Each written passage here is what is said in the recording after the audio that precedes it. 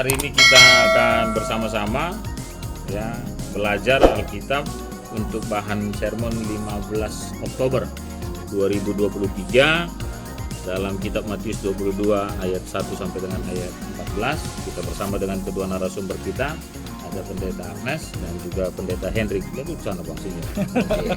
Iya. Dan sebelumnya kita akan berdoa dibawakan oleh Pendeta Hendrik. Mari kita satu dalam doa. Kami bersyukur Tuhan buat anugerah yang Tuhan berikan dalam hidup kami hingga pada saat ini. Terima kasih buat kesempatan kami boleh bersama-sama untuk mempersiapkan diri kami melalui pembekalan persermonan yang kami lakukan pada saat ini. Biarlah Tuhan yang menerangi hati dan pikiran kami sehingga kami boleh mengisi firman Tuhan yang akan kami sampaikan kepada jemaat Tuhan. Terima kasih Bapa, kami serahkan sermon kami dalam tangan-Mu, dalam Kristus Yesus kami berdoa. Amin. Amin. Iya, saya akan membacakannya bagi kita. Matius 22 ayat 1 sampai dengan ayat 14. Perumpamaan tentang perjamuan kawin. Yesus berbicara lagi dalam perumpamaan kepada mereka, kerajaan sorga seumpama seorang raja yang mengadakan perjamuan kawin untuk anaknya. Ia menyuruh hamba-hambanya memanggil orang-orang yang telah diundang ke perjamuan kawin itu. Tetapi orang-orang itu tidak mau datang. Ia menyuruh lagi hamba-hamba lain, pesannya, katakanlah kepada orang-orang yang diundang itu, sesungguhnya hidangan telah kusediakan, lembu-lembu jantan dan ternak piaraanku telah disembelih, semuanya telah tersedia. Datanglah ke perjamuan kawin ini. Namun orang-orang yang diundang itu tidak mengindahkannya. Ada yang pergi ke ladangnya, ada yang pergi mengurus usahanya, dan yang lain menangkap hamba-hambanya itu, menyiksanya dan membunuhnya. Murkalah raja itu. Ia pun menyuruh pasukannya ke sana untuk membinasakan pembunuh-pembunuh itu dan membakar kota mereka.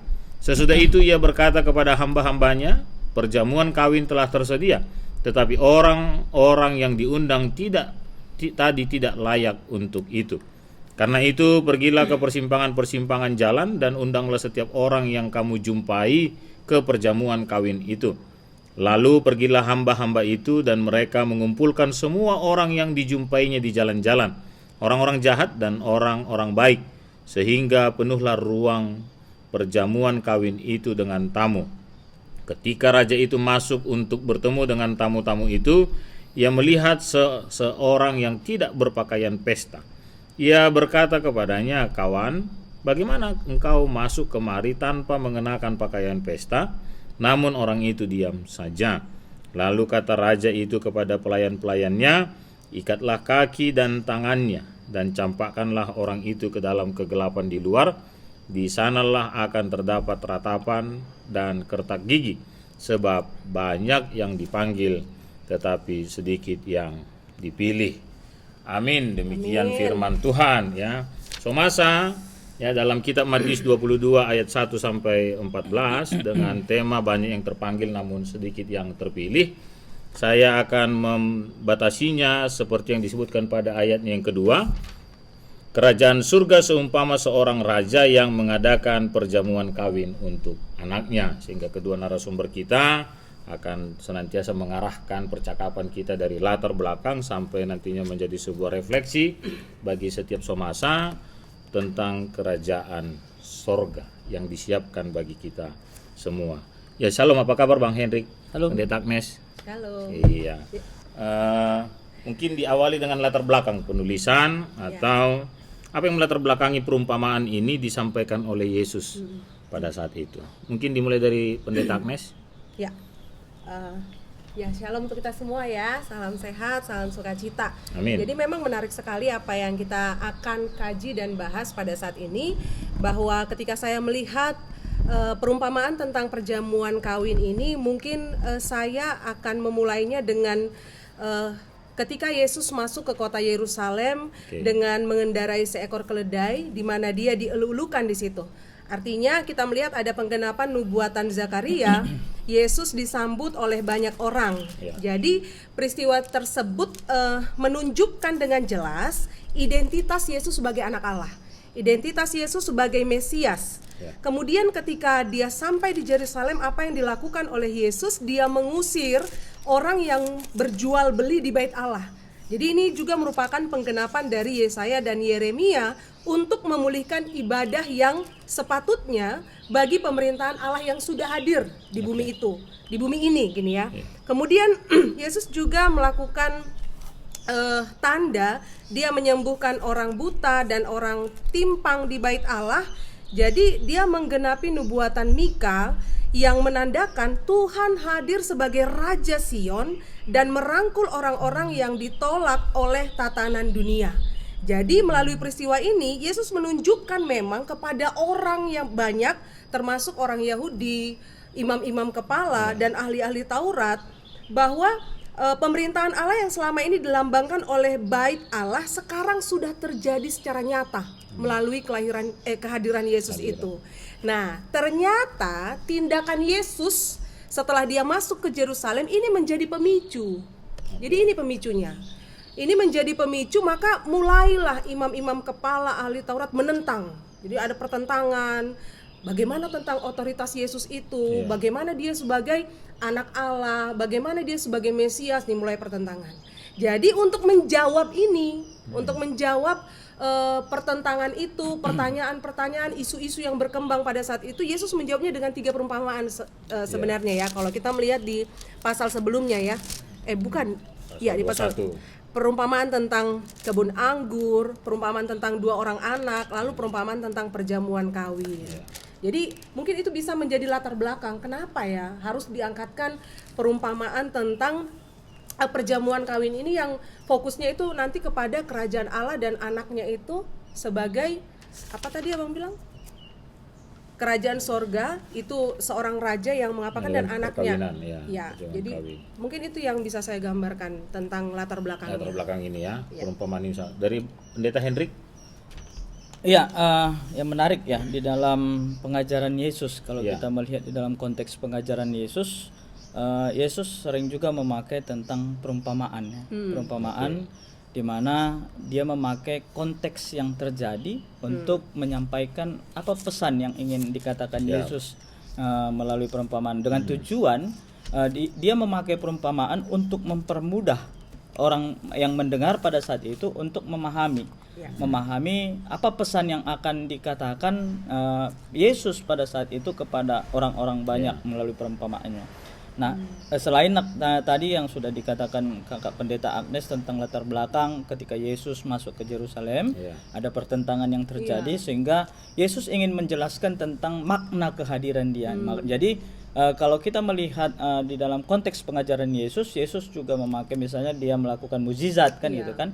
Dia melakukan mukjizat, kemudian dia mengajari, memberikan pembelajaran kepada orang-orang banyak, termasuk di dalam memakai perumpamaan itu bagian dari Yesus ingin menunjukkan pasal keberadaannya pada saat itu, kehadirannya kepada orang-orang banyak yang memang tidak semua menerima kehadiran Yesus pada saat itu.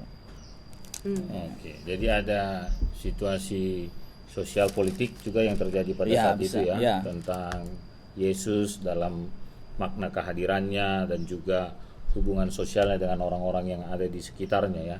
Tapi apakah ini menjadi sebuah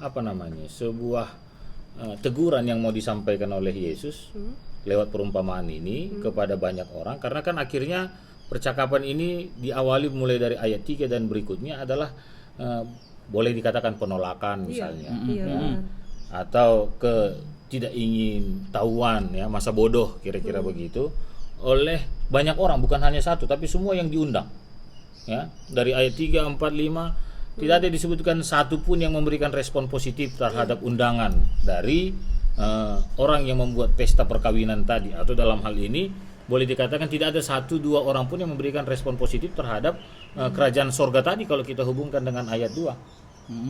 Kira-kira apa yang mau disampaikan oleh, apakah ini sebuah teguran atau ini menjadi sebuah nubuatan, atau apa yang Yesus mau sampaikan lewat perumpamaan ini? Dari siapa? Dari Bang Henry, dari Boto Agnes dulu kayaknya dia lirik catatannya dari tadi. Jadi kan tadi kita belajar tentang latar belakangnya sampai kita pada perumpamaan tentang perjamuan kawin ini. Iya. Nah, ternyata setelah kita masuk ke dalam dan kita membaca mulai dari ayat 1 sampai dengan ayat yang ke-14, Iya. kita melihat bahwa ternyata perumpamaan tentang perjamuan kawin ini menggambarkan ketidakpedulian rohani Iya, Israel masa bodoh terhadap saja. undangan Iya. sang pesta, Iya. yang Pemilik pesta. pemilik pesta itu gitu. Artinya apa? Sebenarnya secara secara tersirat gitu kita melihat bahwa ada ketidakpedulian rohani bangsa Yahudi pada saat itu. Mereka tak acuh terhadap Injil. Iya. Kemudian mereka menentang Injil. Kemudian Injil itu sudah sampai tapi itu tidak mengubahkan mereka, tidak Sama menangkap saja mereka gitu ya. gitu. Jadi itu sangat berimbas kepada respon mereka. Oke. Sehingga mereka memang benar-benar abai gitu. Iya. Padahal kan kalau kita melihat pada ayat yang ke-5, pada ayat yang ke-4, Iya. segala sesuatunya sudah siap Iya. loh. Segala Hidangan telah sesuatunya kusediakan. sudah Iya. tersedia gitu. Kan Iya. sebenarnya enak ya. Kalau segala sesuatu sudah siap, segala sesuatu sudah tersedia, tapi ternyata kenyataan fakta yang terjadi pada saat itu mereka menolak, mereka menentang, mereka acuh tak acuh. Kenapa? Iya. Karena memang mereka meragukan identitas Yesus itu. Oke. Gambaran mereka tentang Mesias, tentang Raja itu bukan seperti apa yang tampil di hadapan mereka gitu. Oke. Jadi wajar loh mereka menolak. Bahkan kalau kita lihat lagi uraian dari ayat 1 sampai ayat 7, saya melihat gini ya. Tuhan udah kasih sang pemilik pesta itu sudah kasih undangan nih. Udah. Terus kemudian nggak direspon. Iya. Kemudian diundang lagi kan? Iya. Nah, itu saya melihat bagaimana kemurahhatian Allah, anugerah Allah itu dia mengulanginya lagi. Iya. Tapi ternyata mereka lebih brutal dari apa yang dibayangkan gitu. Sampai pada ayat 7 kita melihat gitu. Jadi mungkin itu fokus dari perumpamaan ini. Iya. Nanti kita bisa merefleksikannya kembali gitu. Oke, terima kasih Pendeta. Tapi ada seorang penulis yang bilang begini, Kak. Dari ayat 2 itu kan ia menyuruh hamba-hambanya, ya kan? Terus ayat 4 ia menyuruh lagi hamba-hambanya. Ini seperti apa dia? Kalau kita orang Batak misalnya, orang Simalungun berpesta, ada dikasih singat-singat ya, Batu demban, demban. ya kan? Atau kalau bahasa Toba dia ingot-ingot. Jadi waktu acara itu dikasih tahu jangan lupa nanti kita pesta di sini kan gitu. Baru pemberitahuan yang kedua dikasihlah undangan. Kira-kira begitu. Ada yang mengatakan yang seperti itu. Seperti Iya, alurnya ya. iya, tidak apa-apa. Tapi saya setuju sekali tadi yang dikatakan oleh Kak Pendeta Agnes, bahasa segala sesuatu yang telah tersedia ini bukan sebuah retorika ini. Tetapi sesuatu yang real sudah dilihat. Ada mujizat tadi dikatakan oleh Pendeta Hendrik. Sebelum kesini memang sudah melakukan Sudah mujizat, ada hal-hal ya. yang luar biasa, Iya, orang buta bisa melihat dan lain sebagainya. Kira-kira menurut Bang Pendeta Hendrik apalagi yang mau disampaikan lewat? Semuanya menjadi orang yang cuek. Iya. Jadi kalau saya melihat konteks ini, alamat undangan itu ada terbagi dua bagian, Bang. Terbagi dua bagian. Bagian yang pertama itu dikatakan di dalam ayat yang ketiga. Ia menyuruh hamba-hambanya memanggil orang-orang yang telah diundangnya. Oke. Ya. Berarti konteksnya ini ada orang-orang yang dikhususkan ini ya, Oke. yang sudah mendapatkan undangan itu. Ini ditujukan kepada orang-orang yang berlatar belakang Yahudi pada saat itu, Bang. Ya, Oke. orang-orang yang berlatar belakang Yahudi yang menganggap mereka itu adalah orang-orang eksklusif, mereka itu adalah keturunan dari bangsa Israel yang sudah mendapatkan janji Allah itu tentang keselamatan itu kan gitu kan. Jadi itu orang yang pertama yang dikatakan di sini, Iya. di mana ini sampai 3 kali loh, Bang. 3 kali undangan itu. Pertama dia menyuruh hamba-hambanya di ayat yang ketiga, orang itu tidak mau datang. Ayat keempat ia menyuruh pula hamba-hamba lain. Pesannya katakanlah kepada orang-orang yang diundangnya itu, sesungguhnya hidangan telah kusediakan. Ini sudah tersedia semua. Datanglah ke perjamuan kawin ini. Tapi orang-orang yang diundang itu tidak mengindahkannya. Ada yang pergi ke ladang, ada yang pergi mengurus usahanya, dan yang lain menangkap hamba-hambanya itu, menyiksanya dan membunuhnya. Jadi sampai ada 3 konteks ini pesan diulang-ulang untuk mengajak mereka datang kepada pesta itu ya. yang dikatakan Pendeta Agnes tadi, bahwa di situ sudah disediakan semuanya oleh raja sang pemilik pesta itu, tetapi mereka tidak mau datang pada saat itu. Nah, konteks yang kedua dikatakan di dalam ayat yang ke-8. Sesudah itu ia berkata kepada hamba-hambanya, perjamuan kawin telah tersedia, tetapi orang-orang yang diundang tadi tidak layak untuk itu. Berarti orang-orang yang konteks yang pertama, yang telah diundang pertama tadi, yang di dalam ayat ketiga tidak layak untuk itu. Kenapa? Mereka tidak mau mendengar, merespon undangan itu, dan mereka tidak datang, bahkan utusannya itu dibunuh kan gitu kan, utusan raja itu dibunuh. Maka dikatakan, sebab itu pergilah ke persimpangan-persimpangan jalan dan undanglah setiap orang yang kamu jumpai di sana ke perjamuan kawin ini. Tadi ini khusus nih. Ini ditujukan kepada orang-orang berlatar belakang Yahudi. Dan akhirnya karena undangan itu tidak direspon, akhirnya ini terbuka loh Bang. Terbuka, raja menyuruh hambanya itu untuk, di ayat yang ke-9, pergilah ke persimpangan-persimpangan jalan dan undanglah setiap orang yang kamu jumpai di sana ke perjamuan kawin ini. Jadi ini sudah terbuka. Ya, ini bukan bersifat eksklusif lagi, tapi ini sudah terbuka. Nah, siapa yang mau merespon undangan itu untuk datang ke situ? Nah, itu yang saya lihat dalam konteks ini, Bang. Oke, iya, terima kasih buat Bang Hendrik, Pendeta Hendrik dan Pendeta Agnes. Jadi ini bersifat secara terbuka kepada semua orang, ya kan? Tapi menarik sekali tadi seperti kata Pendeta Agnes, ya, kalau kita masuk ke pesan yang mau disampaikan lewat perumpamaan ini, bahasa semuanya sudah disediakan, tidak ada yang kurang, bahkan keselamatan, ya kan, tentang tadi pada ayat 2 dikatakan tentang kerajaan sorga, ya, keselamatan itu sudah sudah dibuka untuk semua orang, sudah disediakan bagi semua orang, dan segala sesuatunya sudah tersedia dengan baik. Tapi tidak ada satupun, kata Bang Pendeta Hendrik tadi, yang meresponi dengan baik. Bahkan ada yang merasa itu menjadi sebuah ancaman. Jangan-jangan tadi seperti kata Pendeta Agnes, apa yang mereka harapkan tidak sesuai dengan apa yang mereka rasakan dengan kehadiran Yesus. Apakah itu juga boleh dijelaskan oleh Pendeta Agnes tentang mesianiskah mungkin, atau raja yang akan datang dalam pengharapan Yahudi orang Israel dengan apa yang diperlihatkan oleh Yesus, sehingga hambanya tadi dikatakan oleh Pendeta Hendrik pada ayat 6 dibunuh oleh orang-orang itu. Nah, itu kan sebuah ancaman, sehingga mereka harus dengan emosional melakukan hal yang tidak harus mereka lakukan.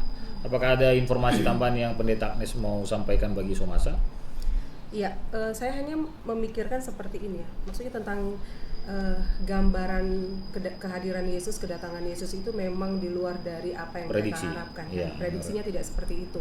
Karena memang bagi mereka mungkin Mesias yang datang, Raja yang datang itu akan secara manusiawi itu bisa memulihkan keadaan mereka, termasuk politik, persoalan politik yang terjadi dalam kehidupan mereka, dalam kehidupan politik dan semuanya, gitu. Itu secara manusiawi yang mereka pahami. Tapi ternyata Yesus hadir lebih dari standar yang mereka buat, mereka harapkan, gitu kan. Nah, dimulai tadi ketika banyak orang yang berjualan di Bait Allah, lalu Yesus mengusir itu semua. Dia ingin memperlihatkan bahwa kehadiran kerajaan Allah yang sesungguhnya sudah di depan mata ini. Maka tidak seperti itu tuh. Jadi memang itu tidak seperti apa yang mereka harapkan. Jadi ya wajar saja. Kalau kita melihat memang gambaran Yesus di dalam perjanjian baru itu kan banyaknya menjadi batu sandungan kan, bagi orang Yahudi gitu, ahli-ahli Taurat, kemudian imam-imam kepala. Gambaran Yesus itu kebanyakan menjadi batu sandungan. Artinya kedatangan Yesus bukan memulihkan mereka, tapi meresahkan mereka, gitu kan. Mereka resah gitu. Iya, berarti tidak memberikan kenyamanan dengan apa yang mereka pikirkan kehadiran Yesus tadi. Iya, benar. Ataupun tentang kerajaan sorga tadi. Padahal berarti ada perbedaan persepsi antara kerajaan sorga yang Yesus mau berikan dengan kerajaan sorga yang mereka pikirkan. Iya, benar. Oke, ada tambahan? Kalau kita lihat dari latar belakang orang Yahudi ya Bang ya, memang dalam konsep pemikiran mereka kan keselamatan itu boleh mereka terima karena perbuatan mereka gitu kan. Mereka mengandalkan diri mereka untuk memperoleh keselamatan itu gitu. Kalau kita berbicara tentang konsep keselamatan, tapi kan ketika kehadiran Mesias ataupun Yesus itu kan untuk menjelaskan kepada bangsa Yahudi termasuk orang banyak pada saat itu bahwa keselamatan itu tidak akan mereka dapatkan dengan kekuatan mereka, tapi itu adalah sebuah anugerah yang diberikan oleh Allah, yang diberikan oleh Tuhan kepada setiap orang yang mau menerima undangan pesta itu gitu loh, yang mau datang ke dalam pesta itu gitu. Karena menarik sekali bagi saya, karena ada jawaban yang jelas disebutkan oleh penulis. Ya. Jawaban yang jelas itu dikatakan pada ayat yang kelima, namun orang-orang yang diundang itu tidak mengindahkannya. Titik koma, ada yang pergi ke ladangnya, ya, ada yang pergi mengurus usahanya. Berarti kan ini sesuatu yang Duniawi. jauh responnya dari apa yang disediakan oleh yang membuat perjamuan kawin tadi. Padahal ujungnya akan menjadi sesuatu yang sama, hampir sama, karena tetap untuk mengenyangkan. Sudah ada lembu di sana. Tapi mereka tidak memilih itu. Mereka memilih pergi ke ladang. Ada makanan yang enak-enak di sana, ya kan? Itu kan sesuatu yang nikmat. Tetapi bukan kenikmatan itu yang mereka ambil. Tapi ada kenikmatan yang lain dengan berusaha pergi ke ladangnya, mengurus usahanya. Ini kira-kira ada cara pola pikir yang seperti apa ini kalau kita masuk dalam pemahaman yang lebih baik lagi tentang manusia itu sendiri? Ada yang mau menambahkan? Iya, kalau kita menafsir sebuah perumpamaan, Bang, kita tidak bisa menafsirnya secara letter text, kan gitu ya. Iya. Kita melihat konteks yang terjadi, Yesus memakai situasi yang biasa yang dekat dengan mereka untuk menyampaikan pesan apa, kan gitu kan. Nah, seperti yang dibilang latar belakang yang bilang oleh pendeta Agnes tadi, kehadiran sang mesianik itu tidak sesuai dengan konsep mereka, kan gitu kan. Sehingga terjadi penolakan, ya. Sehingga terjadi penolakan yang akhirnya apa? Mereka tidak menerima kehadiran Yesus itu yang sebenarnya adalah untuk membawa mereka kepada perjamuan itu. Yang digambarkan perjamuan pesta ini, saya menggambarkan tentang di situ ada kebahagiaan, di situ ada sukacita, di situ sudah dicukupkan semuanya kepada mereka. Melimpah-limpah. Tapi dijelaskan di dalam ayat yang kelima ini, mereka terkonsep di dalam pikiran mereka adalah manusiawi mereka, dunia gitu loh. Dunia, mereka tidak percaya bahwa di situ mereka boleh mendapatkan itu, tapi mereka malah mengarahkan hidup mereka kepada apa yang mereka pikirkan. Ya tidak mungkin seorang raja ataupun Yesus itu menjadi jalan keselamatan buat mereka gitu loh. Jadi akhirnya itu yang membuat mereka mengacuhkan undangan tersebut gitu. Padahal mereka adalah sebenarnya orang yang mengaku sebagai orang yang sudah menerima ataupun eksklusif tadi, orang yang sudah mendapatkan janji Allah itu kan gitu kan. Tapi mereka tidak menerima undangan itu, tidak mau tidak percaya akan undangan itu gitu loh. Ada tambahan dari pendeta Agnes? Oke, lanjut. Cukup. Karena memang begini ya, tadi seperti yang saya sampaikan tadi, jangan-jangan memang seperti yang kata pendeta Agnes, harapan mesianis yang mereka miliki itu bukan lebih kepada kesembuhan secara jasmani lewat mujizat, ya kan, tapi lebih kepada persoalan politik. Ada seorang raja yang tampil untuk membela hak-hak mereka secara sosial politik, ya, sehingga Yesus itu diharapkan tampil sebagai seorang raja, ya kan, bukan tentang pengharapan nantinya masuk surga saja, kan kira-kira begitu. Nah, tapi terkait dengan hal itu muncul tadi pada ayat 5. Itu tadi sedikit menggeliti, tapi terima kasih tadi disampaikan oleh pendeta Hendrik tentang ada hal-hal yang berbeda perspektif yang dimiliki oleh Yesus dan juga dimiliki oleh orang-orang banyak pada saat itu. Masuk kita pada ayat yang ke-8, disebutkan di sana, sesudah itu berkata kepada hamba-hambanya, perjamuan kawin telah tersedia, tetapi orang-orang yang diundang tadi tidak layak untuk itu. Karena itu pergilah ke persimpangan. Yang eksklusif menjadi terbuka. Kalau istilahnya pendeta Hendrik. Ini yang terbuka ini kepada semua orang kah atau orang yang sudah mengenal Kristus? Atau apa yang pendeta Agnes atau pendeta Hendrik bisa gambarkan pemahaman yang kita bisa miliki dari ayat 8 dan ayat 9? Iya. Kalau saya justru bersyukur untuk melihat ayat 8 ini, karena ini bagian dari pengharapan kita dan saya mengimani saya menjadi bagian juga dari panggilan itu gitu ya. Jadi dari ketidakresponan bangsa Yahudi, maka panggilan kepada orang-orang di luar bangsa Yahudi itu, undangan itu ada gitu, diberikan. Nah, itu pertama yang saya lihat di sini.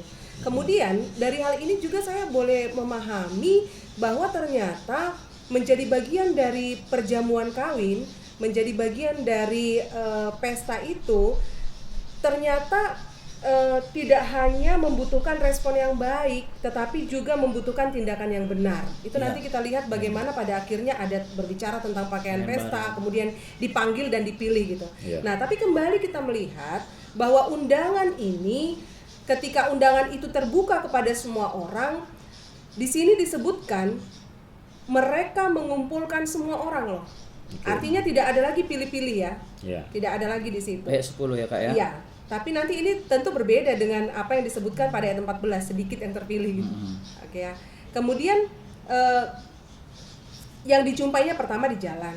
Kemudian orang-orang jahat, bahkan orang-orang jahat pun. Kemudian orang-orang baik, kemudian penuhlah ruangan perjamuan kawin itu. Jadi dari sini saya memahami bahwa undangan itu diberikan kepada semua orang yang mau mendengarkan. Semua orang yang mau datang. Semua orang yang mau merespon. Tapi pada akhirnya di penutup teks ini pada ayat 14 kita melihat bagaimana yang mau merespon, yang mau datang itu nanti bagaimana mereka gitu. Bahwa tidak semudah seperti yang kita bayangkan. Nanti masuk selanjutnya kan ya. Oke. Dari Bang Hendrik? Ada sedikit Bang, ada sedikit yang menjadi catatan yang boleh kita lihat. Memang ini kan terbuka ya. Ini terbuka untuk semua orang, dikatakan di dalam ayat yang 10, orang-orang jahat juga boleh masuk datang ke pesta itu, orang-orang baik juga masuk kepada pesta itu, bukan hanya kepada golongan tertentu saja, tapi semua orang boleh menikmati pesta itu. Tapi ada catatan di dalam ayatnya yang ke-12. Ia berkata kepadanya, "Hai saudara, bagaimana engkau masuk kemari dengan tidak mengenakan pakaian pesta?" Kan gitu kan. Tetapi orang itu diam saja. Lalu ayat ke-13 katakan, lalu kata raja itu kepada hamba-hambanya, ikatlah kaki dan tangannya dan campakkanlah orang itu ke dalam kegelapan yang paling gelap.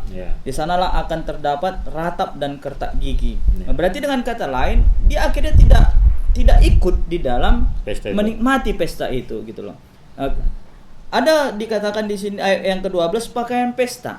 Berarti dengan kata lain, ketika dia masuk, berarti kalau kita melihat tradisinya, ketika orang melakukan pesta, hadir ke pesta, berarti dia mengenakan pakaian yang pantas untuk pesta, kan gitu kan.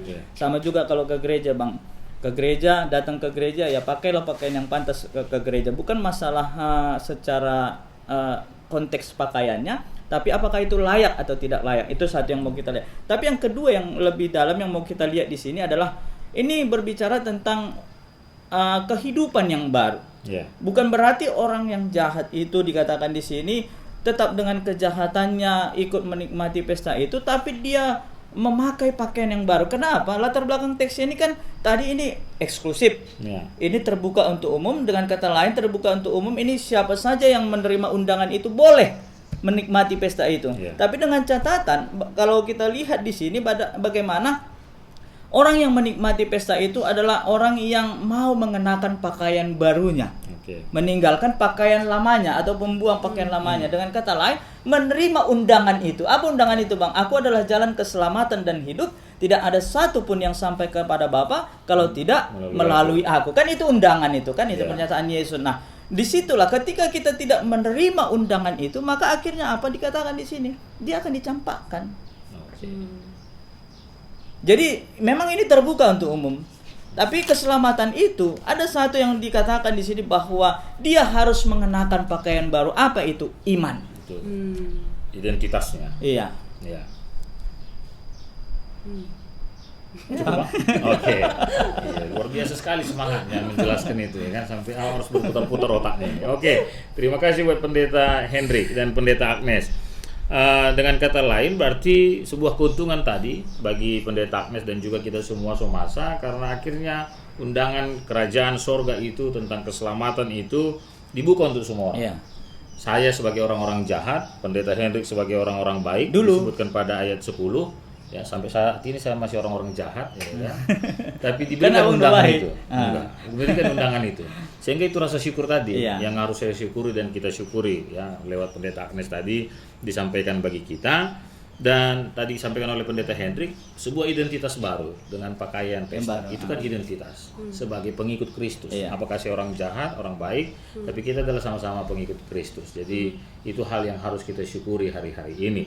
Terima kasih buat Pendeta Agnes dan Pendeta Hendrik. Adakah hal-hal yang bersifat refleksi yang mau disampaikan atau hal-hal lainnya yang mau disampaikan sebagai closing statement kita di sermon 15 Oktober? Dimulai dari Kak Pendeta Agnes. Agnes sebagai orang pastoral. Oke, yang pertama yang perlu kita, maksudnya sebagai refleksi ya, Ya. ternyata kita sebagai orang Kristen, orang yang sudah mengenal Tuhan, yang sudah hidup di dalam Kristus, Ya. kembali diingatkan kepada kita semua. Ketika firman itu sampai, ketika Injil diperdengarkan, bahkan ketika Yesus menemukan kita, apa yang perlu kita pahami? Yang pertama sekali kita menerima. Ya. Iya. Setelah kita menerima, ternyata nggak cukup hanya menerima, Merespon. tapi kita percaya gitu. Mungkin respon yang dimaksudkan di sini saya lebih ke percayanya gitu. Jadi nggak hanya cukup That's it. respon, tapi ada percaya, ada iman, ada kebenaran di situ yang bekerja. Jadi sangat bersyukur ya, Somasa yang ada di rumah dan dimanapun pada saat ini Tuhan mengatakan bahwa tadi di dalam ada undangan kepada orang jahat, orang-orang yang di pinggir jalan. Nah sekarang undangan itu diberikan kepada kita semua, siapapun Anda, siapapun kita, bagaimana status kita, bagaimana keadaan kita, dari kalangan mana, ketika kita masuk siap untuk menerima, percaya, hidup di dalam iman, hidup di dalam kebenaran, maka Tuhan akan memberikan identitas yang baru Ya. kepada kita. Nah, itu menjadi refleksi. Maka belajarlah untuk menerima, Ya. belajarlah untuk percaya, membuka diri sebesar-besarnya, selebar-lebarnya untuk pernyataan Allah dalam hidup Amin. kita, gitu ya. Kadang saya pribadi terkadang susah, kadang ya, bukan berarti seterusnya, tapi kadang kan kita susah untuk memahami pernyataan Allah dalam hidup kita ya. Susah melalui musim-musim Terjebak di sini. kehidupan yang kita hadapi ya. Kalau minggu lalu Tuhan memulihkan kehidupan umatnya, gitu. Kayaknya Tuhan belum memulihkan kehidupanku lah gitu kan. Tapi kan kalau dari teks ini mungkin saja Tuhan sudah, tapi kita kayak bangsa Yahudi ini loh, kita belum mengerti, kita belum memahami. Karena itu, ya itulah, belajar menerima, belajar percaya. Terus seterusnya ini dekat, Oke. jangan asal dekat gitu, Melekat. tapi pahami dan alami gitu. Jadi saya mau kasih contoh gini, Bahasa-bahasa orang pastoral ini. bukan gini maksud saya. Harap didengar ya. Ternyata yang dekat itu belum pasti paham loh. Iya. Yang dekat itu belum pasti mengalami. Contohnya gini, suami saya kan suka burung. Ini enggak curhat kan? Enggak curhat. Saya mau buat perumpamaannya juga, apa ya, Oh, perbandingannya iya. gitu. Dia kan suka burung tuh, Iya. jadi banyak burung di rumah. Tentunya kan saya dekat nih dengan burung-burung itu. Saya mendengar, saya melihat. Tapi hanya dekat. Saya nggak memahami apa makanannya. Iya. Saya nggak memahami bagaimana burung itu Kapan gitu. dimandikan, Kapan gitu. dimandikan saya nggak memahami. Tapi saya dekat gitu, Iya. ya kan. Nah pada akhirnya ketika dia keluar kota dia bilang apa? Nang kasih makan dulu burung itu. Makanannya yang mana? Gitu kan. Ada berapa jenis ya? Ada berapa jenis makanannya, mandikannya gimana, mindahkannya gimana? Nah saya nggak tahu. Kenapa? Karena saya nggak memahami. Ya. Kenapa? Karena saya nggak mengalami, nggak berinteraksi langsung. Oke. Makanya ada banyak orang Kristen yang dekat dengan gereja, tapi nggak dekat dengan Tuhan. Gitu. Hanya dekat dengan pendetanya saja ya. Iya, dekat jangan asal dekat, tapi alami dan pahami kuasa Tuhan itu. Luar biasa. Sehingga, Silakan. iya. Ya, sehingga tadi katanya Sehingga apa itu? Sehingga kerajaan sorga itu benar-benar bisa kita Kita rasakan alami. di sini. Kita alami. Iya, ya. bukan nanti, di Ya, sini dan di sini. sekarang. Ya.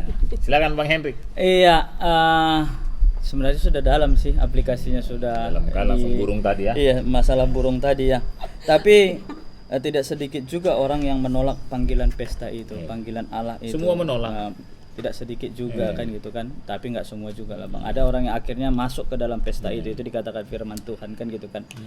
Tapi menarik sekali akhirnya tertuju kepada orang-orang yang menerima undangan itu gitu loh. Sebenarnya boleh saja seorang raja memaksa, kamu harus masuk gitu kan. Oke. Tapi akhirnya kembali kepada bagaimana kita mau menerima, mengimani sehingga kita ikut masuk ke dalam undangan itu. Jadi ini yang menarik, yang menjadi sebuah perenungan di dalam konteks kehidupan kita sebagai orang percaya.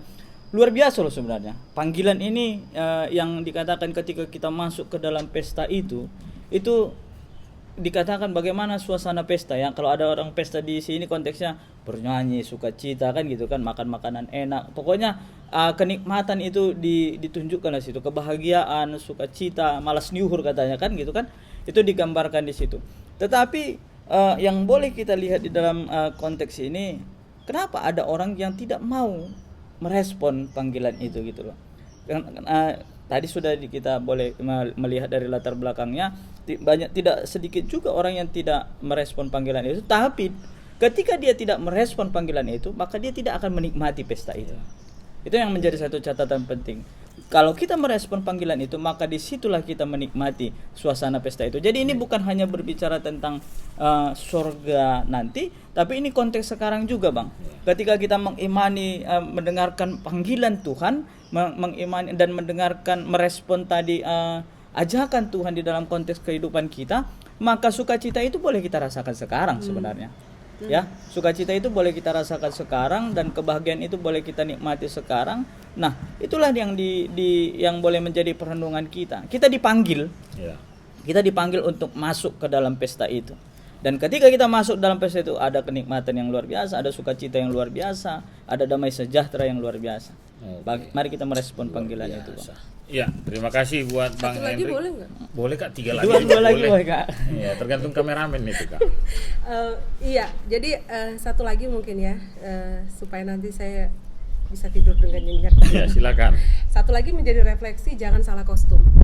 Oke. Iya, jangan salah Salah kostum. kostum. Artinya apa? Supaya kita nggak salah kostum, persiapkan diri dengan benar mulai dari sekarang. Oke. Mungkin kalau saya boleh memakai kacamata Yakobus mengatakan bahwa iman dapat dilihat dari perbuatan. Yes. Gitu. Iman tanpa perbuatan sama Iman dengan tanpa perbuatan sama mati. dengan mati. Walaupun memang dalam Paulus menggunakan gagasan iman merupakan komitmen seluruh hidup gitu ya seseorang, tapi disempurnakan dari kacamata Yakobus, iman dapat dilihat dari perbuatan yang benar.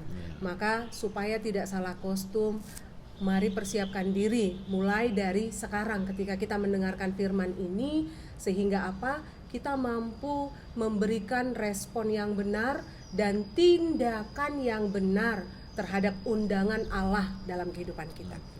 ya. Amin. Ya, cukup Kak. Cukup. Terima kasih buat Pendeta Agnes dan Pendeta Hendrik. Saya akan akhiri dengan satu hal yang menurut saya perlu kita ingat bersama, tentang panggilan Tuhan bagi semua orang tanpa terkecuali. Mari kita responi tadi dengan istilah tadi, tidak hanya dekat ya, tetapi memahami kehadiran Allah itu lewat firman Tuhan, dan ternyata kita semua berhak untuk masuk dalam dalam perjamuan perkawinan tadi ataupun dalam kerajaan Allah. Terpilih dan terpanggil kan. Dan ternyata kita semua adalah orang-orang yang terpanggil dan terpilih ya, walaupun ada istilah yang sering kita dengar, tidak semua, tetapi dalam tema kita hari ini semua terpanggil dan sedikit yang terpilih. Tadi ditutup oleh Pendeta Agnes supaya kita bagian orang yang terpilih tadi, maka tidak 100% ya dari sananya, tetapi bagaimana juga dari kitanya mempersiapkan diri untuk masuk dalam pesta Merespon itu, panggilan itu. merespon tadi, supaya kita tidak terbuang dan terikat kaki dan tangannya. Terima kasih buat kita semua, dan kita akhiri sermon kita ini dengan doa yang dibawakan oleh Pendeta Agnes. Kita bersatu dalam doa. Terima kasih Tuhan, kami bersyukur untuk firman yang sudah kami dengarkan pada saat ini. Roh Kudus Tuhan yang semakin menolong kami untuk boleh memahami, sehingga kami juga boleh dikuatkan untuk melakukannya. Kami boleh terus memberikan respon yang benar dan tindakan yang benar terhadap undangan Allah ketika Allah sudi untuk menyapa kami orang yang berdosa, ketika Allah sudi untuk mendatangi kami di segala tempat. Biarlah ya Tuhan kami boleh melihat dengan kacamata iman kami bahwa Yesus Kristus adalah Raja, Mesias yang berkuasa atas kehidupan kami di sini dan nanti di keakanannya. Terima kasih ya Tuhan, berkati setiap jemaat Tuhan, saudara-saudara kami yang sudah menyaksikan tayangan ini. Sekiranya tangan Tuhan yang penuh dengan kuasa itu memberkati kehidupan mereka, memulihkan kehidupan mereka, dan jamahan kemurahan Tuhan juga boleh dinyatakan atas kehidupan mereka. Di dalam nama Tuhan Yesus Kristus kami bersyukur. Amin. Amin. Amin. Terima kasih Somasa, terima kasih. Oke.